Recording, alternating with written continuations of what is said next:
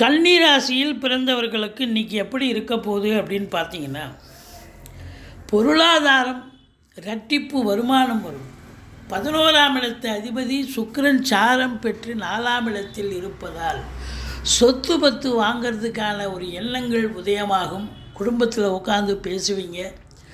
அதே நேரத்தில் ஒரு சிலர் வண்டி வாகனங்கள் பழசை விற்றுட்டு புதுசு வாங்கலான்னு ஒரு ஐடியா தோன்றும். அதை நடைமுறைப்படுத்தியவர்கள். இன்று பணம் பல வகையில் பையை நிரப்பினாலும் இளைய சகோதரர்களுக்கும் உங்களுக்கும் கருத்து வேறுபாடு ஏற்படும். தாய் வழி சொந்தங்களால் மிகுந்த அனுகூலத்தை பெறக்கூடிய ஒரு அற்புதமான ஒரு நாள்.